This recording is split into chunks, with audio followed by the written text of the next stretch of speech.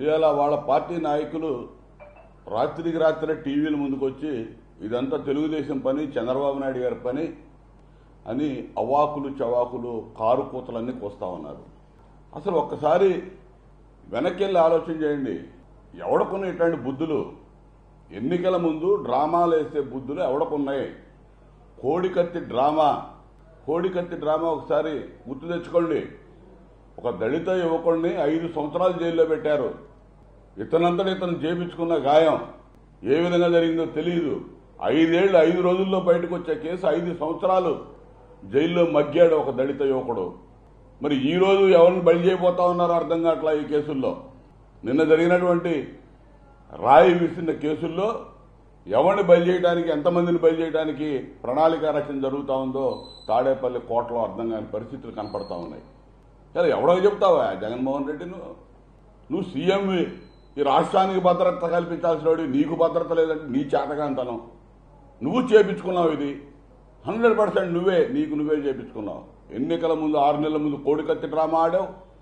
కరెక్ట్గా నెల రోజుల్లో ఎన్నికలు ఉన్నాయనగా బాబాయ్ హత్య, వివేకానందరెడ్డి హత్య చేసి నారాసుర రక్త చరిత్ర అని చెప్పి చంద్రబాబు నాయుడు గారి మీద అవాకులు చవాకులు నీ పత్రికల్లో, ఛానల్లో ప్రచారం చేసుకొని రాజకీయ లబ్ధి పొందావు. మేము చెప్పడం కాదు, నీ చెల్లెళ్ళు చెబుతా ఉన్నారు. ఆ హత్య రక్తపు పునాదుల మీద నీ ప్రభుత్వం ఏర్పడిందని నీ చెల్లి చెబుతా ఉంది. అటువంటి నీచ చరిత్ర కలిగినటువంటి నువ్వు, నీ మీద రాళ్లు పడ్డాయా?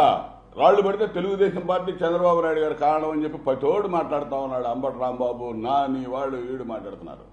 ఏమనుకుంటున్నారు మీరు? ఎవరిని బలి చేయడానికి ప్రయత్నం చేస్తున్నావు?